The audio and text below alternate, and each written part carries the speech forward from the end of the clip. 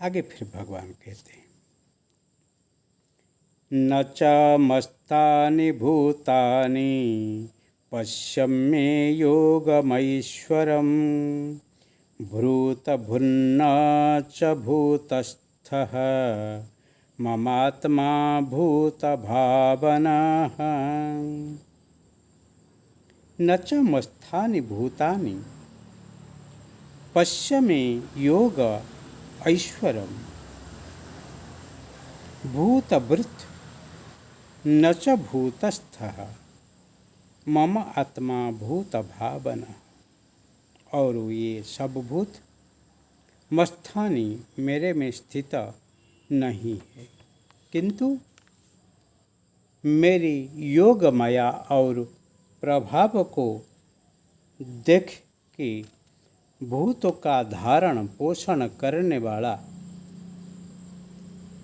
भूतों का उत्पन्न करने वाला भी मेरा आत्मा वास्तव में भूत में स्थित नहीं है।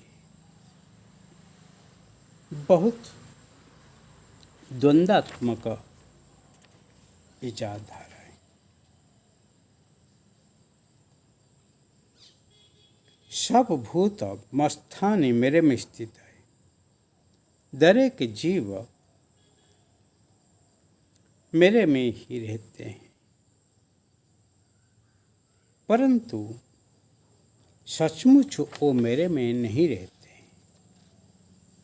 मेरी योग माया और प्रभाव को देख के भूतों का धारण पोषण करने वाला और भूतों को उत्पन्न करने वाला ही मेरा आत्मा वास्तव में भूत में स्थित नहीं है। एक सत्ता स्फूर्ति का विचार है।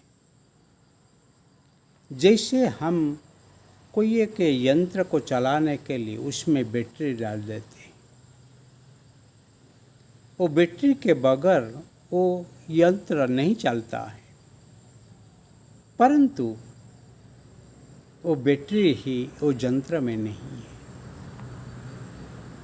उनके सत्ता स्फूर्ति शक्ति से ही वो यंत्र चलायमान होता है। ऐसे ही जो योग माया है, जो ऐश्वर्य भाव है, उसी से सबको ही पोषण और सर्जन आदि मिलता है, परंतु वो आत्मा भूत के अंदर, जीव के अंदर स्थित नहीं है। वो सदा ही मुक्त है, सदा ही सिद्ध है, सदा ही आत्मवत है, सदा ही निर्लिप्त है, परंतु उनकी उपस्थिति से सब कुछ होता है। इसीलिए जीवन में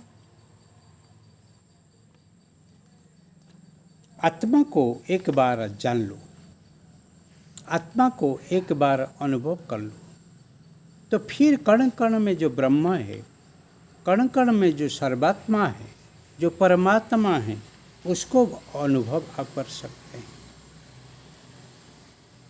जो अपने पिता माता को ही भक्ति नहीं कर सकता है, वो दूसरा किसी को ही भक्ति नहीं कर सकता है, क्योंकि भक्ति करने के लिए जो मानव तन है वो ही पिता माता ने दिए, और पिता माता का देन जो शरीर है, जो ऋण है, जो पितृ ऋण है, उसी को हम निर्ऋण होने के लिए हम श्रद्धा के साथ याद नहीं करेंगे।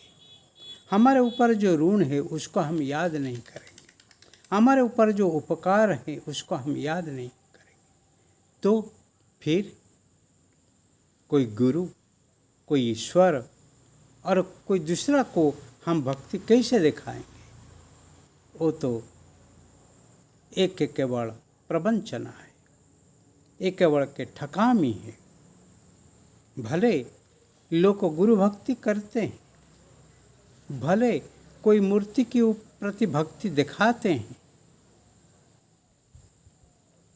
परंतु जीवता जगता जो पिता माता है, जो ही मानव तन को सर्जन करने वाला है, और ईश्वर की कृपा से जो ही आपको ही सब कुछ दे के कुछ लेने के लिए नहीं चाहते, वही पिता माता है।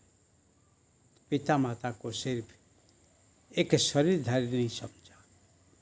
जो शरीरधारी समझते हैं वही बहुत झूठ करते हैं, बहुत गलत करते हैं, भूल करते हैं।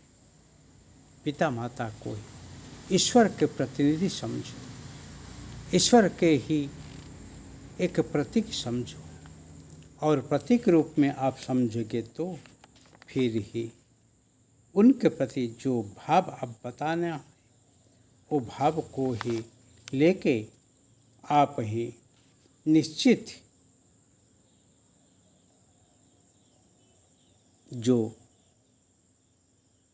तत्व को समझ सकते हैं। इसीलिए ईश्वर सब में है।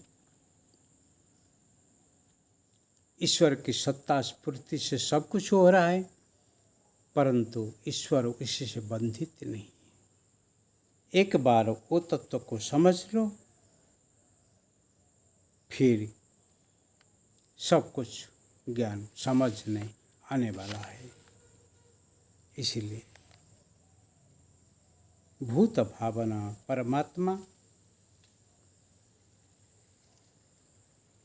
भूतों का परिपोषण करने वाला, उत्पन्न करने वाला परमात्मा सबको ही ऐसे शक्ति भक्ति दे, सब अपने अपने कर्तव्य करके ही महान बने, वही जरूरी है।